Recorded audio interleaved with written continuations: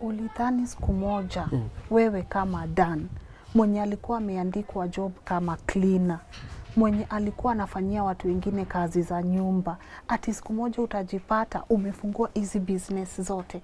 Kama Mkristo, unajua Mkristo tunakaa maisha ya imani. Na nilikuwa naona maisha yangu ikibadilika baadaye. Juu hata nakumbuka siku moja wakati nilitoka huko, niliambia Mungu na nikaambia maimamu, hata kama nitaenda kuosha choo za Kaju, hata kama nitaenda stage nipaguzie watu viatu, na maisha yangu iendelee, hiyo ndio nitafanya. Mimi ile kitu nahesabia ni my wife Damaris Jerry Nyakio, na kupenda sana kwa kunishika mkono na kufanya niwe mzee ambaye anaheshimika katika society. Ni yeye amenifanya nikuwe jinsi nilivyo siku ya leo. Kama sio yeye ningekuwa nimepotelea mlolongo. Kama sio yeye singekuwa nimefika mahali nimefika kwa biashara. Kwa hivyo kwa kunishikilia ndio imenifanya nisimame siku ya leo.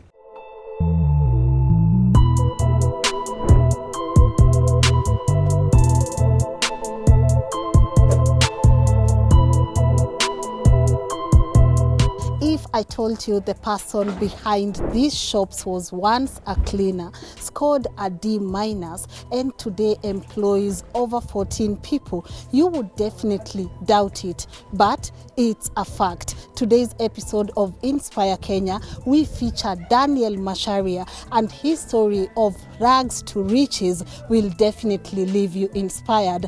I want also to give a big shout out to KCB for sponsoring this episode of Inspire Kenya and allowing me to bring you stories that have the potential to impact your life. Hello, Dan. Habari yako bana? Uko salama? Leo nimelandu. Huku ni Mlolongo? Sasa huku ndio center. Uko ready? Kabisa? Karibu. Asante.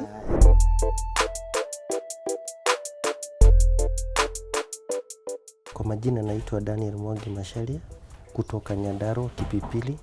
Sasa nilizaliwa Nyandarua na nikasomea primary inaitwa Mega Primary School.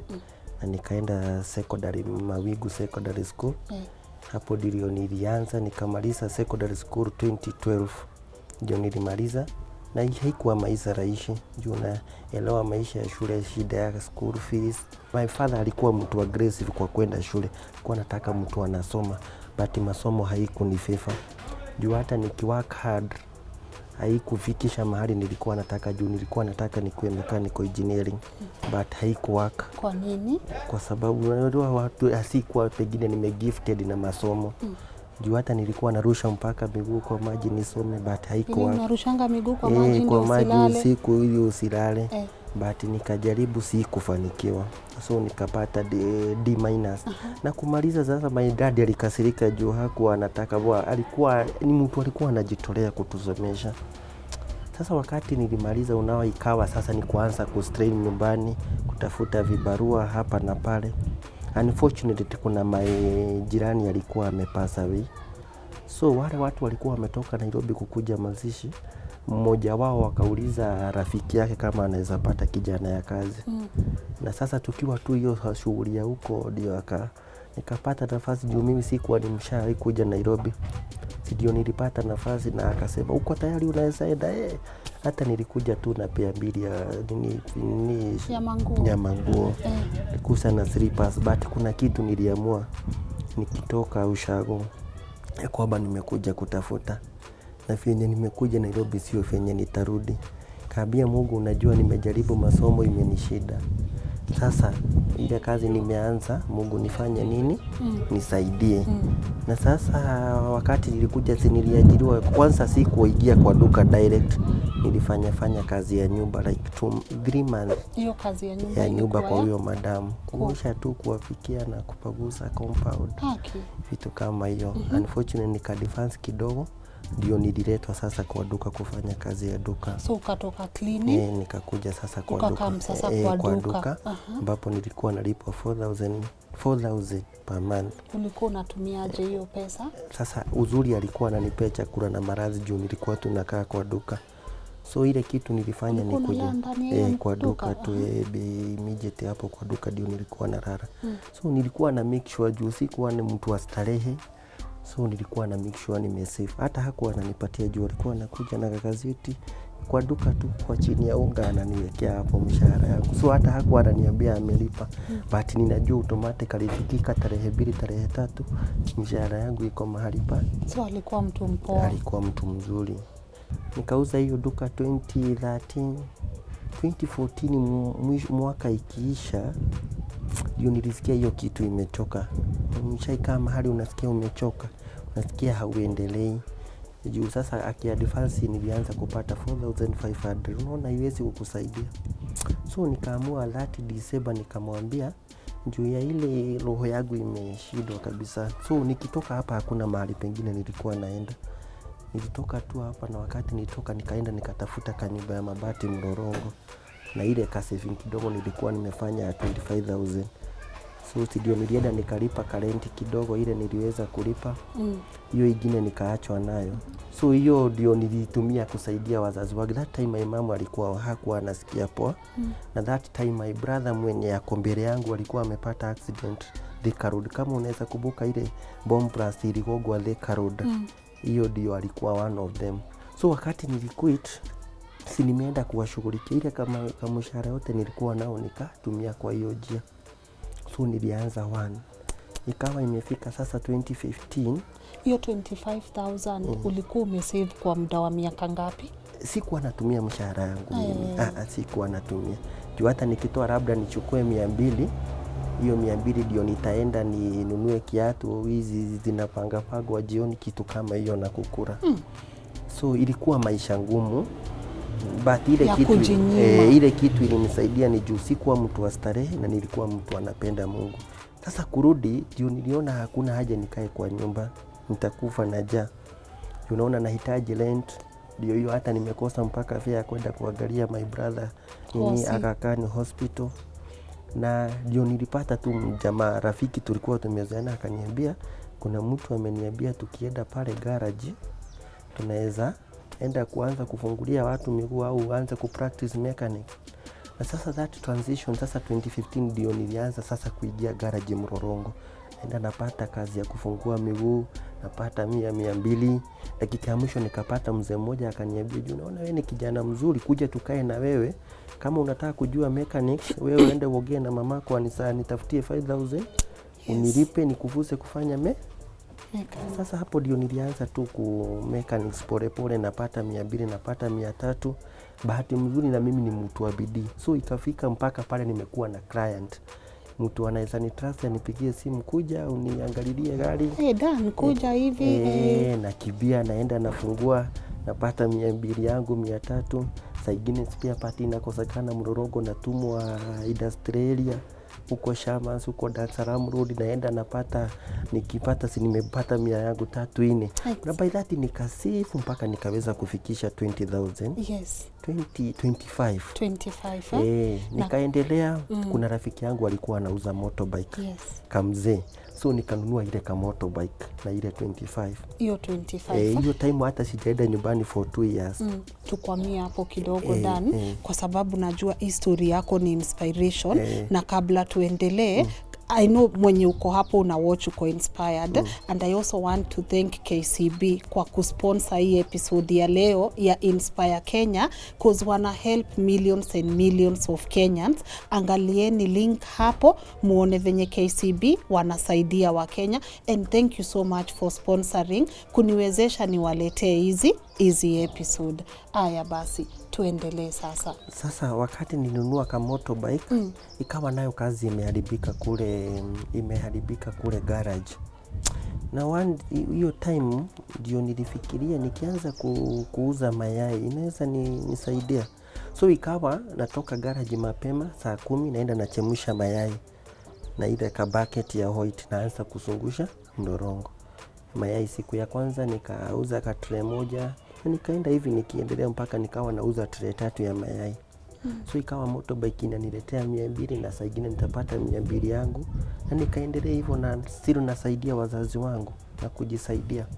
Unfortunately that time December ikifika hiyo 2015 tarehe kitu 2015 kitu mwezi wa 10 ndiye mwenye alikuwa ameniajiri akanipigia.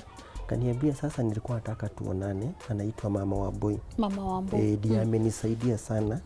Na Wambui wake ndiye kaniambia sasa na juu nimeona huku wa kijana mbaya na hatukuachana kwa ubaya, hii duka yangu nataka kuirelease. Unaweza kuja uichukue at least ujisaidie. Kai. Juu that time alikuwa ananiona tu kwa mnorongo huko. Ni unajua maisha imesha kuchapa. Hivyo tu alikupigia simu hivyo tu. Ni yeye alinipigia akaniambia anataka akuje anirudishie hiyo kazi. So ndio nilikuja, kulikuwa mwezi wa 10. So nikakuja tukaongea na yeye akaniambia sasa hii kazi mimi imenishida juu hata wale vijana na ajiri wananisumbua. Juu at least kutoka kazi utoke kazi haijakuwa ikiendelea mzuri. So sasa ndio nilienda nikajitahidi ile tu saving yote nilikuwa nimefanya motorbike na kuuza tu mayai, hapo ndio nilinitoa my first capital ya kuweka biashara. Sasa nikuulize, hii duka alikuachia akakwambia shika? Akaniuzia ile stock ilikuwa ndani. Juu haikuwa na stock mingi. Sasa tukakuja tukaandika hii ni sukari imebaki kilo 2. So akaniambia hiyo cost ya ile tu vitu ilikuwa kwa duka na mimi sasa niendelee kufanya biashara. Sasa hapo ndio nirudi estate tena, sasa mahali umenipata. So nikapata opportunity ya kurudi estate. Sasa kutoka hapo ndio nilimwambia sasa nipatie wiki 2 niende nitajua sikuwa na pesa. So ndio nilienda nikajitahidi nikaweza kuraise 20,000 kutoka kwa saving ile nimefanya 80 kuuza mayai. So unaona that bidii kujitahidi kidogo. Na from that time ndio sasa nilienda kwa duka inaitwa Baraka. Nikamwambia sasa nataka kufungua biashara. Na mbele na nyuma niko na 20,000. Nawezaje kufungua biashara? Sasa ndio waliniambia ile vitu ya maana ni kuandika zile vitu unajua zinatembea kwa duka. Sasa nikabudgetia hiyo pesa nilikuwa nayo 20,000. So nilianza biashara yangu na 20,000. Na 20,000 hapo ndio nilianza. That is 20 ilikuwa December 2015 ndio nilifungua biashara tarehe 13.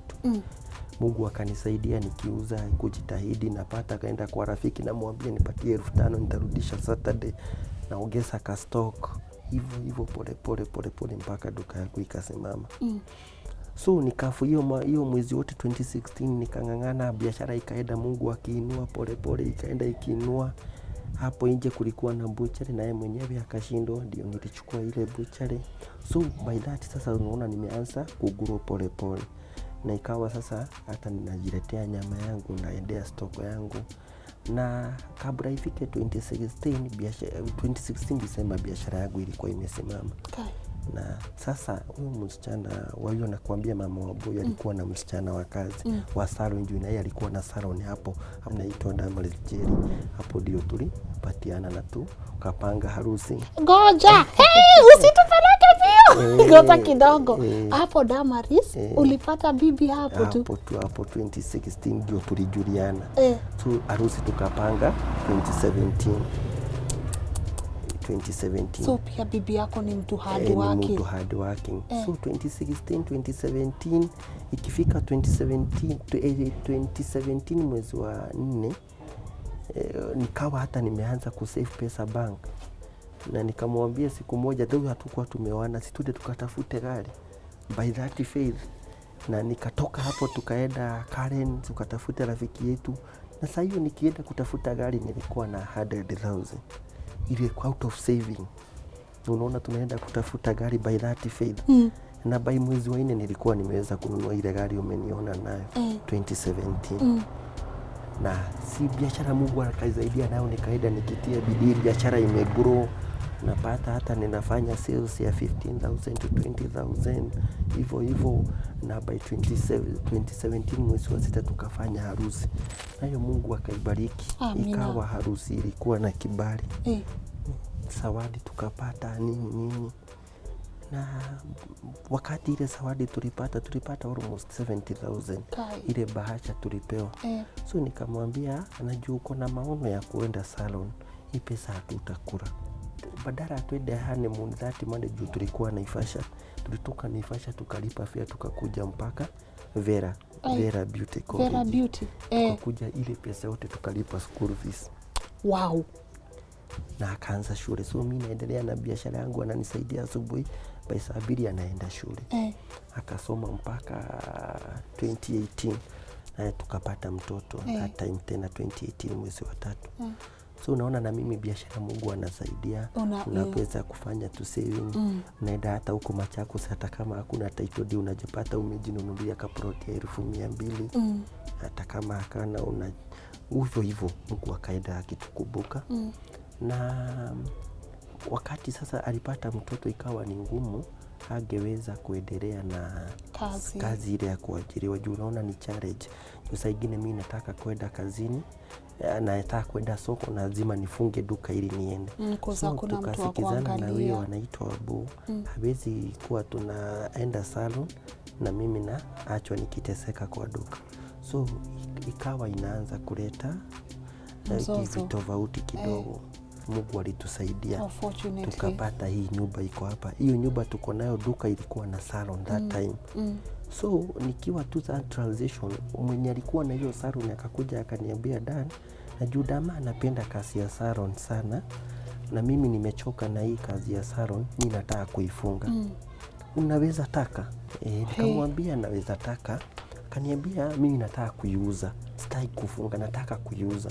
Najua niko na some of my cousins here, na sitaki nifunge juu atateseka, na hata nikifunga kuna mtu mwingine tu atakuja aichukue. Kuna possibility mkuje muichukue muilan, na itakuwa ni mzuri wabaki ili muendelee. Na by that time sasa unaona sasa, na kwa heshima nikatoka hapo juu namuitaga mom ndiye amenilea kibiashara. Nikaenda kwake na my wife, akaniambia sasa juu tumepata nafasi, unaweza turuhusu kuziendi hata alikuleta Nairobi. Amenileta Nairobi. Na hakuna haja muachane vibaya. Hakuna haja. Na unajua biashara ni biashara. So ikawa ni challenge juu unaona sasa my wife tulikuwa kama tumeajiriwa nyumba moja.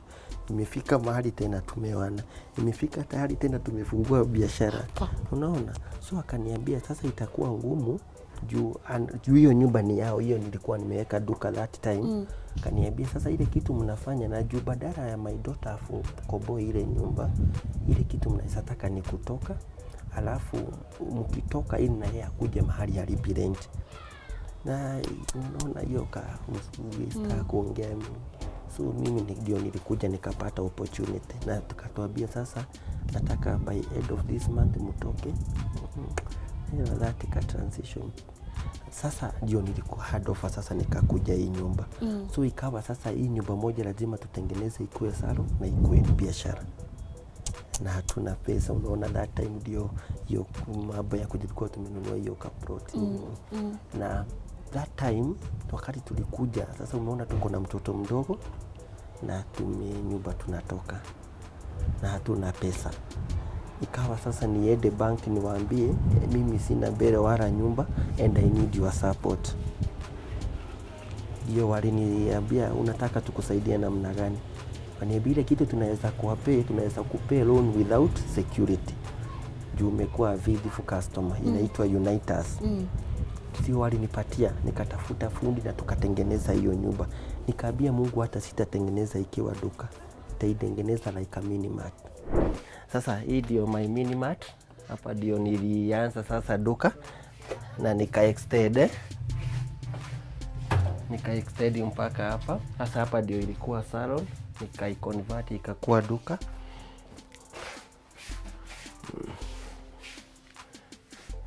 Sasa hii nayo ndio store yangu ya mayai na mitungi. Sasa hii ndio ilikuwa salon, hata ukiangalia kara ni ya salon.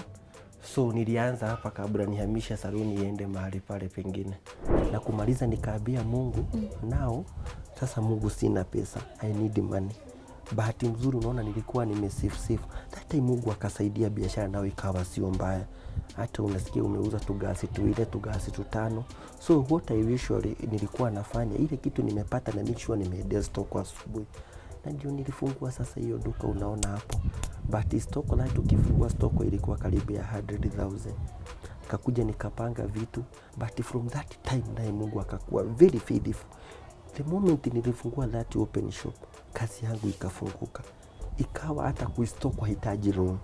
Ikawa hata ile loan nilikuwa nimechukua ya kujenga, juu mwenye alikuwa ananijengea alikuwa amenilipisha 120,000 kutengeneza mpaka butchery. Ikawa kulezi ni ngumu. But after that biashara ikafuru. Na nikawa sasa na sales yenyewe inajilipa. Na mimi nataka nikuambie kutoka hapo sijawahi chukua loan nyingine. Nimekuwa nikitegemea from my source. But kitu ya kwanza yenye tulifanya, tulijinyima raha na my wife. Ikawa hata tunamaliza 3 months bila hata kununua kiatu. Hata nguo hatununui. Ile kidogo tunapata tunakula. Na ndio wakati sasa tulitunua niko na mtoto mdogo, lazima ningeenda nitafute kanyumba. Sasa hapo ndio nilitoka estate. Kaida nikatafuta kanyumba Mrorongo, Kasingo. Na tukaanza kukaa hapo na kulea mtoto. Hata hiyo mtoto wetu alikuwa mdogo. Alikuwa karibu 3 months. Unaona that challenge. So bahati mzuri wakati tulimaliza kujenga, tukafuruta hiyo salon mahali umeona mitungi. Hiyo ndio ilikuwa salon. Lazima tungefikiria. Mulijinyima kabisa. Tulijinyima, na ni muhimu. Lazima tuendelee na kazi yetu ya duka, na lazima tuendelee na kazi ya salon. Ndio still walikuwa na customer zake. Na ndio tulifungua na hapo nyuma na biashara ikaanza hapo. Bahati mzuri naye Mungu akabariki kazi yake. Unapata hata kushuka watu ya 2000 sio ngumu. Anashuka na mimi nauza. So jioni tunakuja tunaleta pamoja. Kesho tutafanya nini? Tutaongeza stock ya hii, kesho tutanunua broad line. Na by the time mambo yetu ikaenda ikikuwa rahisi. Sasa that time kuendelea ndio Mungu alileta ndoto maono ndani yangu. Nikawa nikienda natamani kufanya biashara nyingine, but sijui nitaanza wapi. Na nikawa nikifikiria about car wash. Nikaona car wash hapana. Nikawa nikifikiria about water bottling. Na nikasikia hiyo kitu imekuingia kabisa. Imeingia water bottling. Hiyo time KRA haikuwa imeanza kulipisha tax. Na hiyo kitu ikaingia ndani yangu, na nikaambia my wife, hii biashara mimi nitaanza. So nakwambia about 2019 sasa. Kuangalia machine inataka 400,000. Kaona itawaka. Ndio nilikuja nikaenda Davis and Shuttlefs. Nikawaambia mimi nataka mashini ya maji. That time sikuwa na pesa. Si unaona ni kujichosha juu unaona nimekuwa nimejengo. Juu nimekuwa na mijengo. Juu ukitoka duka kumaliza kujenga ndio hiyo ni salon. Kutoka salon tena Mungu ameniletea maono mengine. Kwa kawaida mimi ni mtu wa kujichosha. Hata kama sina pesa unajichosha kabisa. Unajichosha kimwanaume. Na unakuwa na ile imani, unaambia Mungu najua umefanyia fulani na mimi unaweza nifanyia pia. Ile mashini nilikuwa nataka ilikuwa inataka 450,000. Kamwambia sasa ile kitu unafanya ukinipea discount utanipea ngapi? Tafadhali kesho nikuje niweke deposit. That time nilikuwa na 80,000 bila na nyuma. Na ninaulizia machine. But God is faithful. Amen. Niliweza kuenda tukaongea na wao na wakaweza kuniuzia machine 350,000. Sasa nikakuja nikaambia, nikaletea hiyo my quotation, nikaambia my wife, this is wewe utanisupport na nini? Naye niko na bibi mzuri sana, sio wale wa mama wa kukazia mfuko. Kaniambia ile kitu tutafanya, mimi twende kwa account. Tukaenda kwa account yake, alikuwa ameweza kusave kutoka saro 90,000. Wow. Na mimi nikamwambia sasa kama uko naye na mimi ni God willing na so wakati sasa niko na project huwa najinyima kabisa, hata nitauza kitu hakuna mara 2 3 ili ni meet 30 target. Na sidio niliweza tukangangana tukaona haifiki. Ndio tulienda tuka-apply loan. So sidio nilienda nikawekewa pesa na tukakuwa tumeokota ile tumadeni tulikuwa nao. Sisi tunapenda kukopesha sana kwa duka. Na watu wametulipalipa na tukaweza kulisi 350,000 na tukaenda tukalipa Davis and Shuttlefs. Ukachukua mashini yako ya maji. Tunaleta sasa mashini imefika. Sasa tutaanza wapi? Hauna pa kuweka mashini. Mashini sasa nimepata nyumba, lakini sasa utaanza wapi? Kazi ya water bottling charges ni permits. So sidio nitoka hapa nikaenda Kebs nikawaelezea, wakakuja wakaniambia fanya hii na by the God grace sasa my wife anakanisaidia kulipa ile loan ya kulipa machine na mimi nianze kushughulikia na mabarua na kujenga na nini na nini. Na hiyo ni 2019. Na by God of tuseme tu ni kwa neema ya Mungu. By 2019 mwezi wa 9 tuliletewa permit na KEBS. Kaniambia you are approved kuuza maji. Tumepewa approve. Hata sikumaliza 2 weeks. Kukawa kuna mtu mwingine anauza maji nje ya estate. Wakati alisikia nimeanza kufanya kulifiri maji, akatuma KRA. KRA kukuja, tunataka excise license ya KRA. Sina. Ni pesa ngapi? Nataka 300,000. Hakuna pesa. Aliona competition. So unaona sasa imekuwa challenge. So tukaongea na wao, wakakuja wakasema watafunga. Nikamwambia sasa mkifunga hamujanisaidia. Mimi ni kijana na lea.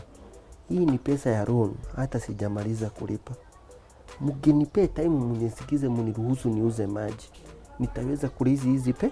Wakaniambia hapana, lazima ukue na wakakuwa very bitter. Ikawa tena amani hakuna. Hiyo ni 2019. Ikawa ni ngumu. Ikawa hata nikiona gari tu imeandikwa KRA hata kwa barabara nashikwa na uoga. Those people saigine nikawaambia mimi hatujawahi guzana. Kama ni kufile return zangu na filingi nilijua hakuna biashara nimekuwa. So bahati nzuri nikapata mzee mmoja sana KRA Machakos. Na nikamueleza that story na akaibeba na uzito na akamwambia niko ready kukushikilia mpaka mwisho. It was not easy. Niseme it was not easy. But by grace of God nikangana na kusaidiwa na bibi, na mwambia nitumie 500. Barua zimekuwa expensive. Juu kufungua hiyo biashara ya maji, ile barua inahitaji as per now ni karibu 400,000 to start that plant of water. Kwanza hiyo project ya maji it is hectic. Kwa vijana kwanza. Mimi hata ndio nilikuwa nasema, na kama kuna mtu ananisikia kiongozi, wajaribu kuangalia juu hiyo biashara ni ngumu. Unaianza bahati barua zake ni ngumu. Juu lazima ulipe. Hata barua zinakuwa expensive kushinda biashara. Na ushanunua mashine hautafunga. Unaona? It was so painful. Unapata hata saa ingine kwa usingizi inapotea usiku. Juu hujui watafanya nini. Juu ukisikia venye unasikia sifa za KRA alafu wewe umejiingiza, kaanza kuuliza Mungu, kweli Mungu wewe ndio uliniletea hii maono? Ni wewe kweli kabisa uliniletea hii maono ya kufungua hii biashara? Na Mungu akanisaidia na nika-comply with everything. But haikuwa rahisi. Ya maji ndio naweza sema imekuwa biashara ngumu kabisa. Juu kutoka hapo ni stamp. Kutoka hapo ndio hiyo wamekuja wameweka mpaka stamp za maji, ambapo lazima uje maji na stamp. So unaona biashara inakuwa expensive ku maintain. Unaona? Sasa kutoka hapo si tumefika 2020 this year. Nikangana na biashara na mashida yake, na mashida ya nini. Na mwaka hii ikifika, hii nyumba haikuwa yangu. Kuna mzee alikuwa ameweka duka. Hii duka umeona salon. Naye akakuja akaniambia, Macharia, naona unateseka na hapa nyuma sana ya duka. Si ukuje nikupatie hii nyumba ufungue kazi ya salon, ufungulie madam salon. Kauliza my wife, sasa tumetoka kwa moto tumekuja kwa moto ingine. Akaniambia nyumba tukikosa kuchukua itachukuliwa. Nikamwambia lakini kuna agano tulifanya na Mungu ya kwamba hata waituacha. Na kama tunafanyia Mungu kazi, hata hii atatupa. Na nikaanza kutafuta interior design. Juu sikuwa nataka nifungue saluni tu. Nilikuwa nataka nifungue kitu imesimama. So mtu wa kwanza akakuja akanifanyia quotation. Sasa nakwambia this year mwezi wa 5. Juu umesikia nikikwambia from the word go, mimi sio mtu wa kuweka pesa kwa bank. Mimi mtu ni investor. Na invest na ninasonga na na wakati alinitumia quotation ilikuwa 500,000.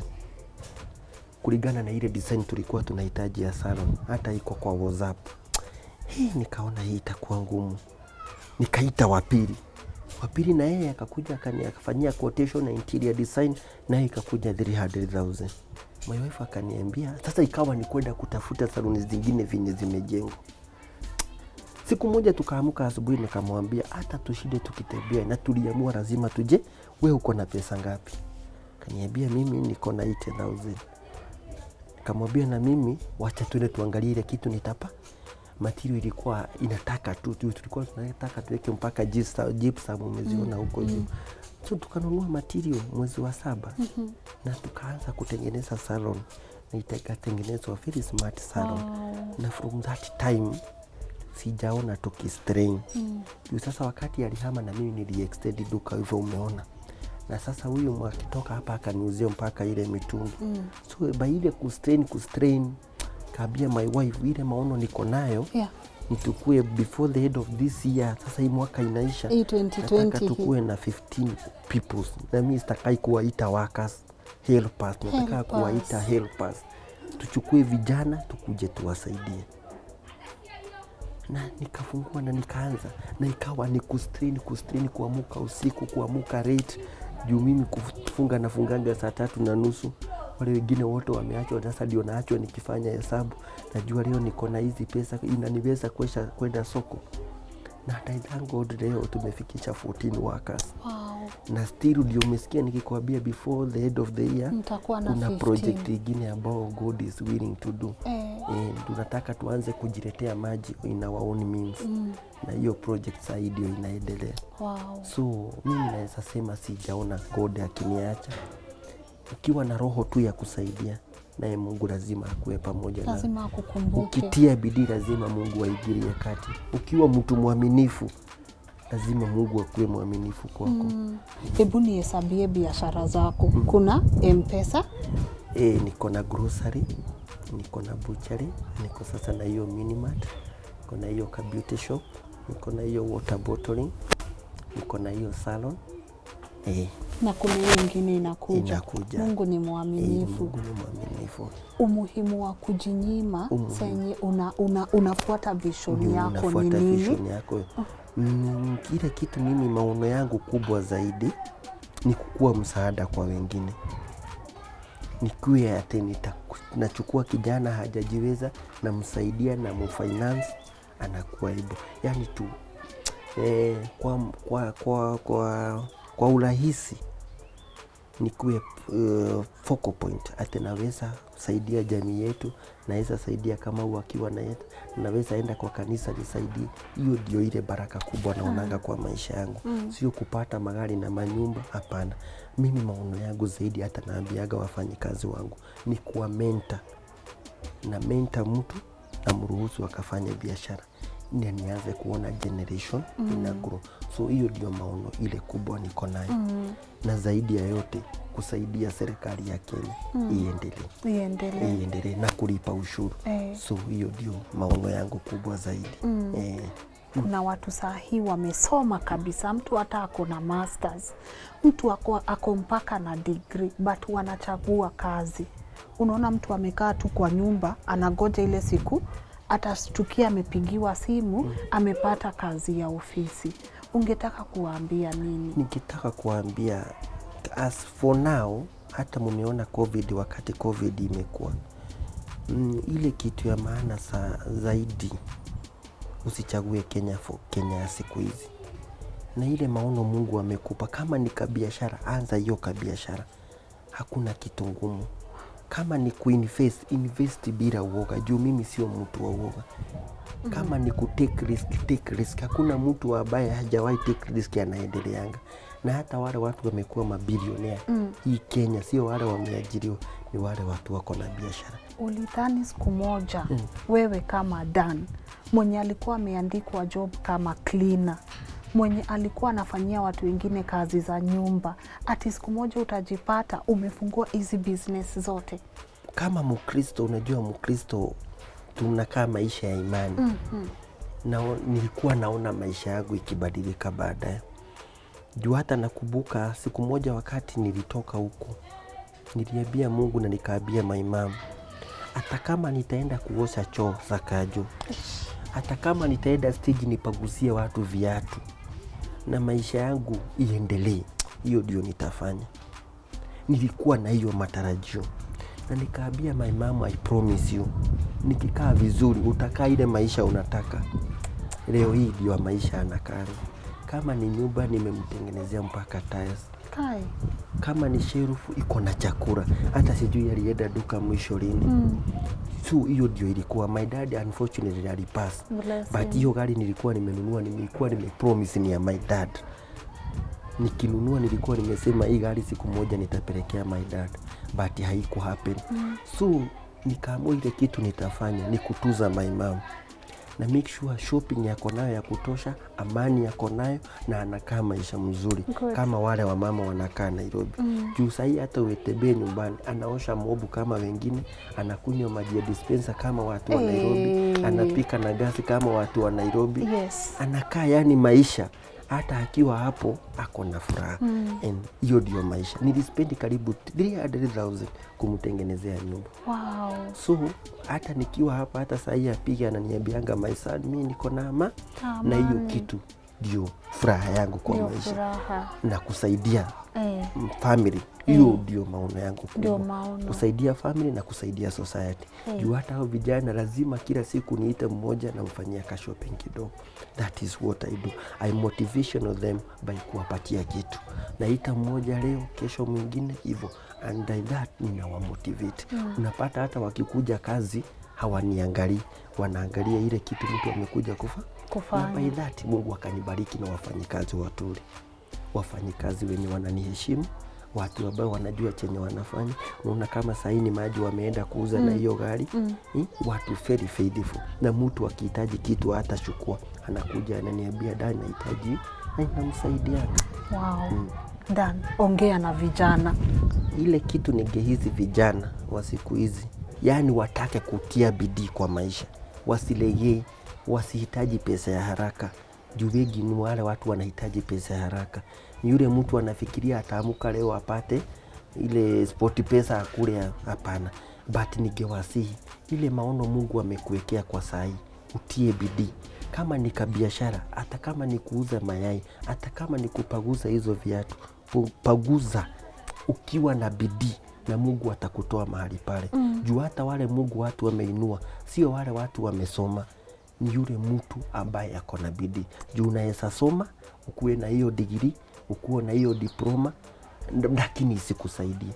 But ukitia bidii kwa maisha, lazima ukuwe successful. Lazima. Na hakuna kitu ngumu kwa maisha. Ile ngumu ni ile hujaanza. Na hiyo ndio kitu imenisaidia. Ongea na wafanyikazi. Umesema uwaitangi workers, unawaitanga your helpers. Ongea nao. Ningewasihi helpers. Hata siku moja mimi nilikuwa mwajiriwa. Nilikuwa naachiwa duka hata 2 weeks. Na ninakuwa very faithful kwa biashara. Kwa hivyo ukiachwa kwa hiyo biashara ya wenyewe, usifikirie kuchukua 200 au kuchukua 300 ndio itafanya utajiriki. Hiyo ni kujidanganya. Ile kidogo unapata, jinyime raha, tia bidii na kuwa na mpango kwa maisha na utafika ndoto yako. Yes. Na sasa ya mwisho, hebu ongea na mama.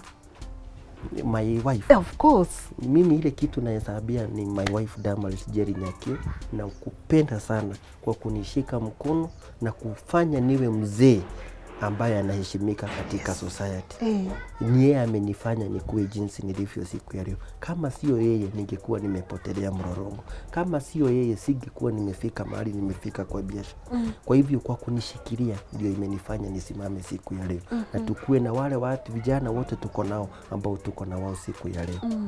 Maneno yako ya mwisho. Ile kitu ningeshukuru ni kushukuru serikali yetu ya Kenya. Na ile kitu ningewaomba waangalie vijana. Biashara sio rahisi. Kufungua biashara, hii taxes zinakuwa mingi, license zinakuwa mingi. Siwezi toka hapa niende kaunti nyingine kama sijalipa license. Ningemsihi tu muangalie vijana na mtupei loan yenye haina faida kubwa ili tuweze kujiendelesha kwa faida. Na ili hata tuweze kuwa msaada kwa serikali ya Kenya. Juu as for now biashara sio rahisi Kenya. Biashara ni ngumu. Kuja ni upande wa license zimekuwa bei kali rahisi. So ndio ningeomba serikali yetu watu angalie, na sana sana waangalie vijana ambao wanaanza kujinua biashara. Juu sio rahisi. Na isasema sio rahisi. Juu wale watu wameachiliwa wakuje kutuangalilia biashara, wengi naweza sema ni wakora. Ni wakora, wanatuumiza. Huwezi enda kulipa ka license yako kama hujaambiwa fanya hii ili license yako itoke rahisi. So inakuwa a bit challenge. Yes.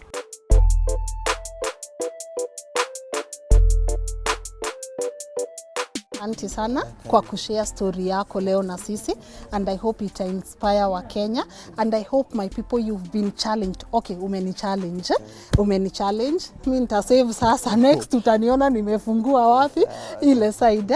And my Tuko people, I hope you guys have been inspired. Remember, this episode is only possible because KCB sponsored it, and if you want to see the amazing work they are doing to help millions and millions of youths in this country, angalieni hiyo link hapo kwa pinned section. So mi naona niende hivyo, lakini asante sana na Mungu akubless. I know you are busy man. Zile simu nimekupigia nikikusumbua tufanye hii story. I know you are busy man. So thank you so much.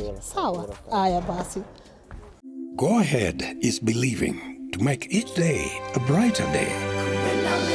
The confidence to create opportunity.